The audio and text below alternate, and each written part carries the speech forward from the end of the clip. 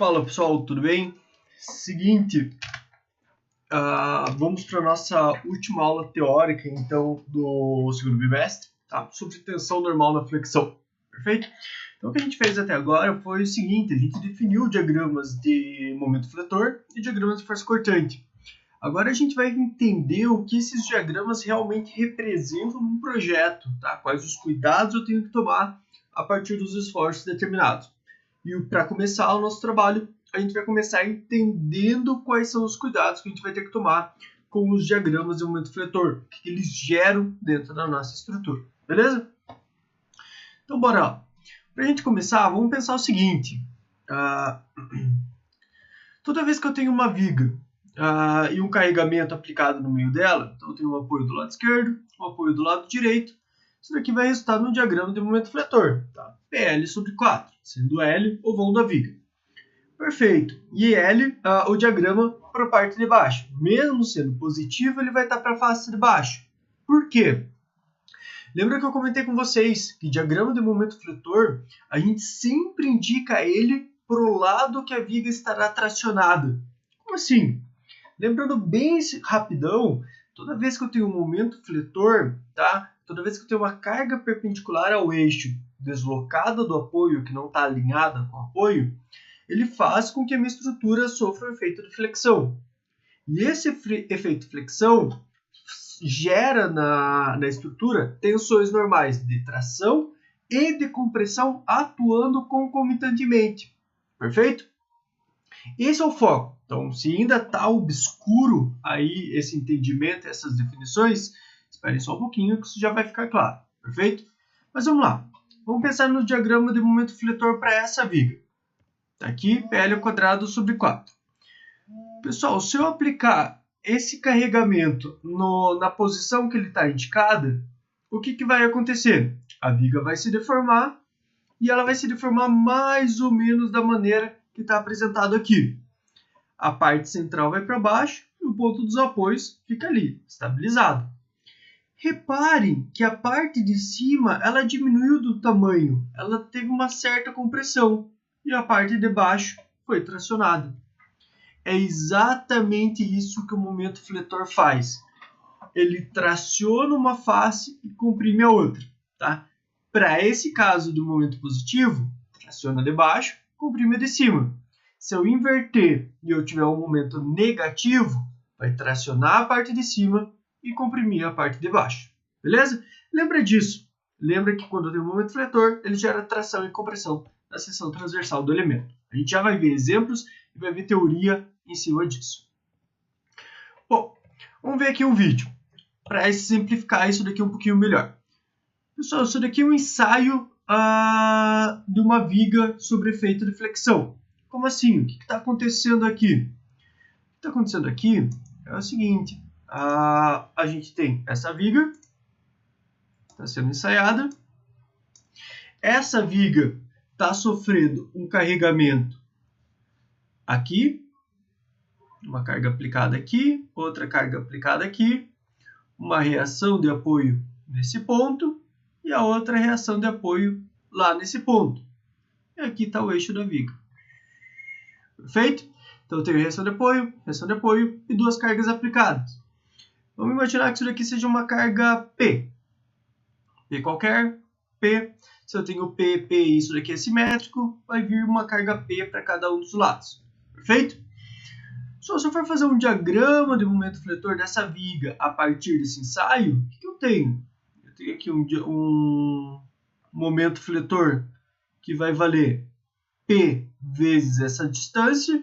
Aqui o momento vai ser zero e até eu chegar no ponto máximo. Então esse valor aqui vai valer P vezes essa distância. Tá? Aqui o momento segue constante e aqui ele volta e fica simétrico. Perfeito? O foco aqui não é a gente aprender a fazer o diagrama, tá? É entender os esforços que estão agindo. Então reparem que nesse diagrama aqui eu tenho esforços todos positivos. Se ele está positivo, ele está indicado para baixo da viga.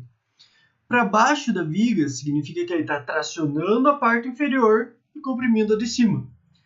Como esse ensaio é um ensaio de concreto armado, essa viga é uma viga de concreto armado, concreto não suporta tração. Então reparem nos ensaios aonde que vai começar a aparecer as fissuras desse modelo. Está aplicando carga, a viga por enquanto está intacta, tudo certinho. Só que vai chegar um momento que esse momento é tão grande, mas tão grande, que ele vai gerar uma tensão de tração maior do que o concreto suporta. E quando acontecer isso, vai começar a gerar essas coisinhas aqui, ó, fissuras. Fissura no concreto armado, perfeito? Por quê? Porque o esforço de tração gerando aqui é maior do que o que o concreto resiste. Aí, por que não fissura lá em cima? Até fissura, mas num caso muito extremo. Porque o concreto resiste muito bem à compressão. Como aqui está comprimindo, não fissura. Como aqui embaixo é tudo tracionado, começa a aparecer um monte de fissuras. Tá? É por isso, por exemplo, que a gente coloca aço aqui embaixo das vigas de concreto. Justamente para suportar essa tração gerada pelo momento fletor. Aumentando, até chegar ao momento da ruptura. Tá ali. Rompeu a viga. Perfeito? A parte de cima comprimiu, a parte de cima totalmente comprimida, parte de baixo totalmente tracionada. E assim se dá o rompimento. Vou pegar um outro exemplo, só que agora é de uma viga de madeira. 2 apoiozinhos, cargas aplicadas, um esquema estático exatamente igual ao anterior. As cargas estão sendo aplicadas nesses pontos, ações de apoio. A parte de baixo, então, vai estar tracionada. E a parte de cima, comprimida. Se a gente for ver, aumentando, está aumentando, a gente pode ver que está começando a amassar a viga ali. Tá? E aqui apareceu as fissuras devido à tração. Perfeito? Então a gente sempre vai ter esse comportamento. Um lado tracionado e um lado comprimido devido ao efeito do momento fletor. Aplicações disso. Por exemplo, pessoal, essa obra aqui é o Museu do Amanhã, no Rio de Janeiro. Reparem que essa estrutura tem um balanço enorme. Tá? O que é um balanço?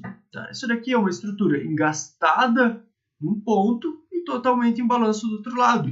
Se a gente pensar esquematicamente o carregamento dela, ou o desenho estático dela, é um engaste e uma viga em balanço. E nessa viga em balanço, ali vai ter um certo carregamento, sei lá, o peso próprio dela, o esforço do vento, o peso da pintura, vários carregamentos vão estar agindo ali em cima, perfeito? Se a gente fizer um diagrama de momento fletor, a gente vai ter um diagrama dessa forma, tá? Então, se a gente fizer um diagrama de uma viga em balanço com carga distribuída, a gente tem um carregamento, um diagrama de momento fletor que ele se dá dessa maneira. Perfeito. Olha que legal, pessoal. Reparem que o tamanho da seção, a altura da seção da cobertura, ela aumenta à medida que for chegando próximo do engaste, que for chegando próximo ali do apoio dela. Por quê? Porque quanto mais próximo ela estiver do engaste, maior é o esforço. Tá? Então é exatamente isso. Você pode otimizar a seção que você vai utilizar a partir do teu diagrama de momento fletor. Tá? Então a seção aumenta com o aumento do diagrama. Outros exemplos, aqui em Curitiba, esses prédios mais antigos, normalmente você tinha que ter um zelo muito maior nessas edificações. O projeto era feito à mão, você tinha um tempo a mais de ter alguns cuidados com esses projetos. Por exemplo, aqui próximo da Praça Rui Barbosa, tem um predinho aqui, ó, esse prédio. Se vocês repararem, o que ele tem? Ele tem uma viga em balanço, que é uma viga de transição. Então, toda a carga do pilar vem e chega nessa viga para daí ser transmitido para o pilar central. Reparem que essa viga é em balanço. Se eu tenho uma carga concentrada aqui na ponta, o teu momento fletor máximo vai estar lá. Aqui, o momento é pequenininho. Olha como tem uma variação de seção proporcional ao diagrama de esforço. Perfeito? Então, eu consigo otimizar as dimensões se eu entender o esforço que está agindo ali nela. Tá? Olha, aqui chega a carga e eu vou tendo um aumento da seção à medida que eu chego no apoio. A UP, alguns exemplos dessas aplicações aqui a gente consegue ver muito bem, por exemplo, lá na biblioteca da UP. Aqui a gente tem uma sacada. Reparem que A viga ela é mais baixinha na ponta da sacada e à medida que ela vai chegando lá no ponto de engastamento, no ponto de continuidade, que é onde o esforço vai estar maior, diagrama muito parecido com a cobertura do Museu Amanhã, essa seção vai aumentando. Tá? Então, mais um exemplo de que você consegue otimizar seções entendendo o funcionamento dela. Essa obra aqui, pessoal, é uma obra em São Paulo, tá? Então é um terreno que a construtora Brookfield tinha comprado, só que dentro desse terreno existia uma habitação de interesse social, a gente conhece como uma edificação tombada, perfeito? E eles não podiam construir no entorno. Qual foi a solução adotada? Constrói uma torre de um lado, constrói outra torre do outro, liga essas torres com uma viga de transição. O que é uma viga de transição? É uma viga onde tem pilares nascendo nela. Em cima dessa viga tem todo um prédio aqui em cima. Olha aqui a foto. Tá? Então tem uma torre de um lado, uma torre do outro, e aqui tem uma viga que dessa viga vai nascer um prédio novo. Só essa viga aqui tem 6 metros de altura, 6 por 2,5. Tá? Uma viga muito, muito, muito grande. Tá? Normalmente, quando a gente está falando em vigas de edificações, o momento fletor é um dos pontos mais relevantes durante o dimensionamento. Para a gente ter uma noção do tamanho dessa viga, aqui tem uma pessoa que está construindo ao lado da viga. Então, muito, muito alto. Esses cabos que estão aqui dentro, a gente vai ver esses cabos lá no segundo semestre. E vai falar sobre proteção. Então, é um sistema a mais que a gente utiliza para conseguir viabilizar esse tipo de obra com solicitações tão grandes. Perfeito? E está aqui o diagrama de momento fletor de uma viga próxima a essa que eu apresentei para vocês. Perfeito? Só olha ali, esforço nessa viga aqui de aproximadamente 60.000 toneladas força vezes metro. Só para a gente ter uma noção, trazer isso para algo palpável, é como se você pegasse 60.000 toneladas, tá? E segurasse a 1 metro de distância. Isso é muito, isso é pouco, eu não consigo imaginar. Faz o seguinte, pega um cabo de vassoura com 1 metro de comprimento, tenta segurar na ponta dela e na outra ponta coloque um pezinho de um saco de feijão de 2 kg. Tá? Veja se você consegue segurar 2 kg vezes metros. Agora sim você vai ter uma pequena noção do quão grande e quão absurdo é a quantidade de esforço que age numa estrutura. Perfeito? A gente dificilmente segura 2 kg força vezes metro. Aqui a gente está falando de 60.000 toneladas força vezes metro. É muita coisa. Pessoal, musculatura. Quando você vai fazer musculação, por exemplo, todos os exercícios são baseados em efeitos de flexão, tensão na flexão. Por exemplo, se você vai fazer um supino, o que você faz? Você tem o peso aplicado na tua mão e você tem um momento fletor, que é a distância do teu ombro até o teu braço, perfeito? É o teu antebraço. Então esse vai ser o peso que você coloca no supino vezes a distância.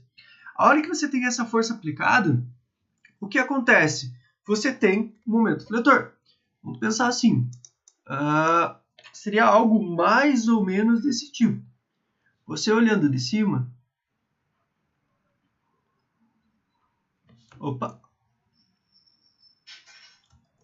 meu Deus, que coisa mais feia. Você olhando de cima, isso daqui é você fazendo supino, perfeito? Então tem aqui um peso, tem aqui outro peso. Vamos pensar o seguinte, ao contrário, vamos pensar alguém olhando daqui. O que acontece? Se você olhar dali, você tem isso daqui, aqui o corpo, a cabeça, o braço está bombado, hein? Outro braço, braço. Aí. E aqui em cima, o peso do supino. Só o que acontece? Esse peso do supino que você colocou aqui vai entrar no teu braço. E se você pensar que isso daqui é uma estrutura, o teu antebraço é uma viga engastada aqui, em balanço com a carga aplicada. Isso daqui vai gerar um momento fletor negativo, tá? Que vai ser a força vezes a distância. Então, negativo. Pessoal, o momento negativo não traciona a parte de cima? Quando você está fazendo supino, não é um exercício que você está malhando o peito, tá? É exatamente isso. Você está tracionando a parte de cima, está tracionando lá em cima, beleza? Então, dependendo da forma que você aplica os exercícios na academia, você tem exatamente o mesmo conceito de tensão na flexão. Quando você for para a academia, ou quando você voltar para a academia depois dessa pandemia, preste muita atenção no exercício que você está fazendo, o esforço de momento que ele gera e qual é a musculatura que ele está trabalhando. Todos funcionam dessa maneira. Todos funcionam baseado em momento fletor. Tá? Alguns em tração direta, mas não é muito comum não, beleza? Então, os exercícios são pensados. Como que eu posso aplicar uma carga, que essa carga gere um momento fletor na minha musculatura e o meu músculo esteja na posição onde a tensão seja de tração. Perfeito? É exatamente essa a ideia. Mais aplicações práticas. Pessoal, quem não conhece esse cachorrinho, famoso linguicinha, tá? Ele tem um nome técnico, mas é linguicinha. Pessoal, esse cachorrinho, normalmente quando ele é novo, ele é assim, ele é magrinho. Passou uns anos, ele engorda um pouquinho. E o que acontece? Qual é o maior problema que esse cachorro tem? Só um problema muito sério desse cachorro ele tem problema na coluna. Por quê? Você tem uma compressão muito alta na coluna. Esquece o cachorrinho. Pensa que esse cachorrinho aqui, ó, as patas dele são dois apoios, fixo ou móvel, tanto faz, e você tem o peso dele aplicado no meio. O que você tem? Você tem uma viga bem apoiada com carregamento concentrado. Lembra lá no comecinho que isso gera compressão lá em cima e tração na parte de baixo? Tá? É exatamente aqui que está o problema. Tá? Se eu tenho uma carga alta, o momento é alto, a tensão de compressão também vai ser alta. E essa compressão aqui está apertando a coluna dele, perfeito? Então, o problema que esse cachorrinho tem é justamente porque ele é uma viga de vão muito grande, tá? Então, seria que pôr um apoio intermediário aqui para diminuir o esforço nele, tadinho. Mas a ideia é exatamente essa. Perfeito? Muito legal, muito bonito. Mas vamos lá para a teoria. Vamos entender da onde sai essa tensão de tração e da onde sai essa tensão de compressão. Para a gente entender isso, vamos pensar uma viga normal, e nela eu vou desenhar um monte de quadradinho, tá? Simplesmente peguei uma viguinha e desenhei um monte de quadradinho nela e vou aplicar um momento, aplicar um giro nas pontas dessa viga. E ela tem um dado comprimento E. Perfeito. Se eu pegar essa viga e aplicar esse momento, ela vai girar. Perfeito? Nesse caso, reparem, pessoal, existe uma parte superior que o comprimento vai diminuir e uma parte inferior que o comprimento vai aumentar. Aqui vai comprimir e aqui vai tracionar. Se aqui traciona e aqui comprime, é lógico que em algum ponto aqui do meio da viga eu vou ter uma região onde eu não tenho nenhum alongamento, nenhum encurtamento. Ela vai manter o mesmo tamanho, perfeito? Ela precisa sair do estágio de encurtar para alongar, nesse meio termo, ela vai passar por um ponto de zero. Só que, a hora que eu aplico esse momento, é como se eu gerasse um semicírculo, ou uma região circular, perfeito? Com um centro. Então, a hora que eu apliquei esse momento, eu girei o eixo da viga e ela virou um semicírculo com um raio, com o centro no ponto C e com dado ângulo θ. Vamos pensar que a seção transversal é uma seção trapezoidal qualquer, perfeito? Uma seção aleatória. E vai existir nessa seção um ponto chamado, uma linha, chamado linha neutra. O que é essa linha neutra? Lembra que eu comentei com vocês? Um trecho comprime, um trecho traciona. E vai ter um ponto onde a tensão é nula. Esse ponto onde a tensão é nula, a gente chama ele de linha neutra. Tá? Partindo da linha neutra para cima, a gente vai ter uma dimensão chamada de y. Tá? Sendo que a maior distância que o y pode ser assumido é como c. Então, c é a distância da linha neutra, ponto onde não tenho tensão nenhuma, até a distância da fibra mais afastada da linha neutra. Eu vou chamar de c. Perfeito. Seguindo essa ideia, está aqui a linha neutra, é a linha onde não teve nem aumento nem diminuição de comprimento, tá? Ela simplesmente curvou, mas o seu comprimento se manteve igual. E aqui uma linha a uma distância y dela, tá? E aqui alguns pontos. A, B é a parte superior da viga. A linha B' é o trecho em arco da parte inferior. D, E é o arco formado pela linha neutra, então é o arco que não teve deformação. E J, K é o arco formado por um ponto qualquer a uma distância y da linha neutra, que nesse caso teve uma tensão, uma diminuição devido à compressão. E vamos dar nome aqui. Isso daqui a gente já viu que é y, e o raio formado pela estrutura deformada a gente vai chamar ele de ρ, perfeito? Então ρ é da linha neutra até o C, ρ menos y, tá? É do C até essa linha que eu estou analisando aqui. É uma linha qualquer, escolhida aleatoriamente a uma distância y da linha neutra. Perfeito. Como eu disse, o comprimento da linha não irá se alterar na altura da linha neutra. Ou seja, o comprimento de arco que vai de D até E é igual ao comprimento inicial da viga. Como que eu calculo o comprimento de um arco? Eu calculo por raio vezes o ângulo, perfeito? Ρ vezes θ. Então está aqui. Por enquanto, nenhuma definição de resmate, só análise trigonométrica. Perfeito. O arco localizado a uma distância y, aquele arco ali para cima, ele vai sim ter um comprimento alterado. Então, para eu calcular esse comprimento de J até K, ele não vai mais ser linha, ele vai ser L linhazinha, tá? L linha. Por quê? Porque ele vai ter uma pequena diferença no comprimento. E como que eu calculo o comprimento dele? A gente já viu que é o raio, ρ menos y, nesse caso, vezes o ângulo. Tá ali, ρ menos y vezes o ângulo. Perfeito. Pessoal, como que a gente calcula a deformação de uma estrutura? A deformação da estrutura é o comprimento final menos o comprimento inicial. Isso é a mesma ideia que a gente viu lá em tensões normais. Comprimento final menos comprimento inicial. Esse arco JK, que ele teve uma diminuição de tamanho devido à aplicação de momento, antes da aplicação do momento, ele tinha exatamente o mesmo comprimento L. Perfeito? Então, a deformação dele vai ser esse comprimento final, que vai ser o comprimento depois de aplicar o momento, menos o comprimento inicial, sem momento nenhum aplicado. L', ρ menos y, θ, dE, ρ vezes θ. Fazendo essa conta aqui, a hora que eu passar isso daqui para cá, vai ficar positivo com negativo, corta um com o outro, menos y vezes θ. Então, para eu saber o quanto uma seção se deformou, quanto foi a deformação numa certa altura da linha neutra, eu simplesmente faço menos y vezes θ. Mas eu não quero a deformação, eu quero a deformação específica, tá? O que é deformação específica? Voltando lá nos conceitos de tensões normais.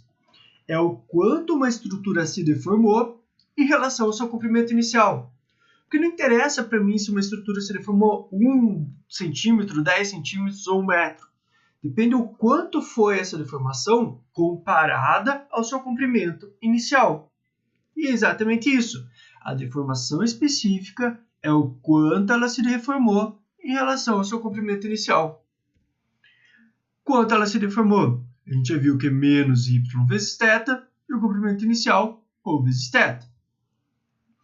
Simplificando um com o outro, menos y vezes ρ. Pessoal, reparem que a deformação vai ser maior quanto maior for o y.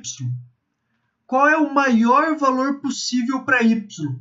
A gente viu que o maior valor possível para y é c. Ou seja, a maior deformação específica vai estar lá na borda. E é claro, a gente viu isso daqui, tá? No desenho já é claro esse comportamento. Então, a deformação máxima vai ser menos c sobre ρ, e ela vai estar lá na fibra mais afastada na linha neutra. Isolando o ρ, tanto nessa equação aqui de deformação máxima quanto nessa, a gente vai chegar nessa relação, que a deformação em qualquer ponto da minha estrutura, em qualquer altura em relação à linha neutra, vai ser uma relação da deformação máxima divididos por c vezes o y. Então, isso daqui representa que eu tenho uma deformação linear, tá?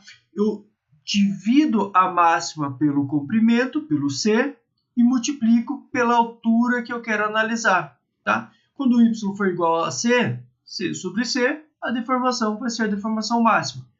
Quando o y for zero, que vai estar aqui na linha neutra, eu separo, ó, y igual a zero, deformação igual a zero. Perfeito? Então, eu tenho uma relação entre as deformações. Exatamente isso daqui. Eu tenho uma relação linear onde a deformação máxima está lá na borda. Mas vamos lembrar de uma coisinha. Vamos lembrar que no regime elástico eu tenho uma relação entre tensão e deformação. Como? Eu sei que a tensão é o módulo da elasticidade vezes a deformação. Ou seja, se eu tenho deformação, obrigatoriamente eu vou multiplicar isso por uma constante, que é o módulo, e eu vou chegar numa tensão. Tá? Então eu posso falar que eu tenho deformação e essa deformação vai resultar em tensões. Então eu não estou mais analisando deformação. Estou começando a analisar agora tensões. Perfeito? Então vamos lá. O E é o E. Essa deformação a gente tinha visto no slide anterior, que era y sobre c vezes deformação máxima. Então eu peguei esse Ezinho e substituí aqui dentro só. Y sobre c, módulo vezes deformação máxima, é a mesma coisa que tensão máxima. Está aqui. A mesma relação de antes. Antes a gente tinha visto que a deformação numa dada altura era uma relação da deformação máxima. Agora, a gente está vendo que a tensão sigma é de tensão normal, também é uma relação da tensão máxima. E depende da distância que eu estou analisando, da linha neutra para cima ou para baixo. Beleza? Vamos lá. Seção deverá estar em equilíbrio, ou seja, a soma das forças de tração e de compressão deverão ser iguais a zero. Significa que isso daqui está comprimido. Tensão, se eu multiplicar por uma área, vai gerar força. Isso daqui está tracionado. Tensão, se eu multiplicar por uma área, vai gerar força. O que ele gerar de força aqui de compressão tem que ser igual ao que ele gerar de força de tração. E como eu obtenho isso? Integrando. Eu integro todas essas tensõezinhas em relação a dada área. Tensão. Y sobre C é tensão máxima, vezes dA. E isso daqui é constante, a tensão máxima é constante, o C também é constante. Eu vou chegar em YdA. Pessoal, a somatória tem que ser igual a zero. Então, se eu somar tudo isso daqui, igual a zero. Perfeito. Tensão máxima sobre C não é um valor nulo. Para que isso daqui seja igual a zero, o que eu vou ter? Eu vou ter que a integral de YdA seja igual a zero. Pessoal, o que é integral de YdA? Isso vocês viram lá em estática. Integral de YdA é momento estático da seção. E aonde que o momento estático da seção vai ser nulo? Pessoal, na linha neutra. E essa linha neutra é um eixo que passa pelo centro de gravidade da seção. Perfeito? Então eu vou ter um momento estático igual a zero na linha neutra, no centro, no eixo que passa pelo centro de gravidade da seção. Então o CG da seção, o eixo que passa pelo CG da seção, é a linha neutra que eu vou analisar. Perfeito? Então, primeira coisa, quando eu tenho uma seção, ela vai estar submetida ao momento fletor, ela vai gerar tensões de compressão e de tração. E a mudança de uma seção estar tracionada ou comprimida vai ser exatamente a linha neutra. Para cima dele, nesse caso, comprimido, para baixo, tracionado. E aonde que está essa linha neutra? Está exatamente no centro de gravidade da seção. Então, a primeira coisa que a gente precisa saber é aonde está o CG da seção. Perfeito? E daí sim a gente segue com os exercícios. Uma outra condição muito importante de equilíbrio é que, além da somatória de força ser igual a zero, é importante que a somatória de momento também seja nula. Então, somatório de momento interno é igual ao momento solicitante.